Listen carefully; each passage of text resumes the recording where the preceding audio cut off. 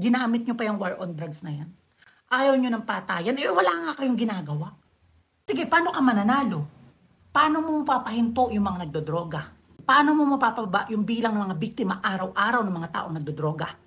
Wala ka ngang ginagawa. Wala nga kayong plano. Walang matibay na sistema na sinasabi sa mga tao na ito ang gagawin ninyo sa mga nagdodrugs. Paulit-ulit lang ng mga nakaraang administrasyon, yun ang gagawin ninyo. Na wala nga nagawa, lumala lang yung mga nagdodroga. Sabi ni John Vic Remulla, DILG Secretary, hindi naman daw kinakailangan sa drug war na pumatay para maisakatuparan ang drug war o mawala yung mga tao o pagdami ng tao sa paggamit ng droga. Siyempre patungkol ito kay Duterte. Dahil kay Duterte, nung panahon niya ay nabuhay ang karamihang adik dahil sa pagkatakot mamatay at mga nagsibago na hindi nagustuhan o allegedly ay ginagawang politiko para pabagsakin ng mga Duterte. Comment natin para kay Remulla na nagsabing na sa drug war, hindi naman kinakailangan ng patayan para manalo. Ito real talk lang ha. Ang taong na-addict dahil sa pinagbabawal na gamot, ang tanging makakapagpahinto lang dyan ay takot. Paano mong gagawin ang drug war na natatakot yung tao para magbago? Dalawang uri ng pagbabago. Yung isa is self-discipline kasi gusto mo na magbago kasi nagkaanak ka, gusto mong i-save yung family mo, yung business mo, kaya sabi mo sa sarili mo, ayaw mo na. Kaya ka pina-stop ng sarili mo, disiplina. At yung isa naman ay walang pakialam kung ano mangyayari sa kanya. Walang pakialam kahit mawala na yung pamilya niya, kahit bumagsak yung negosyo niya, kahit saan siya dalhin ng droga.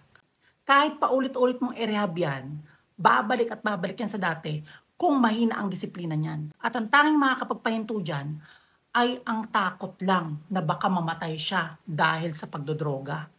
Yun lang ang tanging paraan. At to be honest, pwede naman talaga na manalo ang drug war nang walang patayan, nang walang takot na baka mapatay ka o matokhang ka dahil sa pagdadrugs mo. Kaso sa administrasyon ngayon, John Vic Remulla, ano bang plano nyo sa mga nagdodroga? Ano bang mga plano nyo sa mga biktima ng nagdodroga? Ano bang nasa isip ninyo na sistema na gagawin para makontrol ang droga, para mawala yung mga biktima araw-araw ng mga durugistang to? Wala nga kayong ginagawa eh. Ano ginawa nyo sa mga rehabilitation center? Diba? Inamag na, walang tao. Hindi nyo nga nilagyan ng plano yan kung anong gagawin dyan. Puro kayo anti-Duterte, anti-war on drugs si Duterte or tukhang na ginagamit nyo sa mga Duterte na pinupolitika nyo talaga dahil alam nyong malakas at ginagamit nyo ang salitang war on drugs si Duterte, wala namang kayong plano kung anong gagawin ninyo. Hinahayaan nyo na lang at sa ginawa nyo sa mga Duterte, lalo nyo lang pinalakas yung mga gumagamit at nakaka-impluwensya na yung ibang nananahimik ay gumamit din. Wala nga kayong plano eh. Paano mo masasabing hindi kailangan ng patayan para manalo sa war on drug? Wala nga kayong plano sa war on drug. Diba? Mas nag-focus pa kayo kay Duterte. Ginamit nyo pa yung war on drugs na yan. Ayaw nyo ng patayan. Wala nga kayong ginagawa. Sige, paano ka mananalo? Paano mo mapapahinto yung mga nagdodroga? Paano mo mapapaba yung bilang ng mga biktima araw-araw ng mga taong nagdodroga? Wala ka ngang ginagawa. Wala nga kayong plano. Walang matibay na sistema na sinasabi sa mga tao na ito ang gagawin ninyo sa mga nagdodrugs. Paulit-ulit lang ng mga nakaraang administrasyon, yun ang gagawin ninyo. Na wala nga nagawa, lumala lang yung mga nagdodroga. Sana bago kayo magsabi ng ganyan na hindi kailangan ng patayan, hindi kailangan to come or against kayo kay Duterte dahil sa ginawa niyang war on drugs, dapat meron kayong plano, sistema na ilalatag sa amin para masabi namin na oo nga.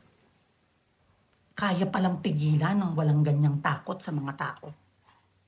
Pero wala kami nakikita, puro lang kayo salita, puro lang kayo kuda. Habang sa kukudan yung mga ganyan, mga walang silbing mga salita ninyo, ang daming biktima araw-araw. Dahil sa droga. Tapos kayo nagsasalita lang kayo ng mga nonsense na mga salita. Nakala nyo mga bobo yung mga tao, makikinig na lang na ayaw nga hindi nga kailangan ng patay, hindi nga kailangan ng takot ng tao para mapahinto sa pagdadrugs. Wala nga kayong plano. Paano kayo maniniwala?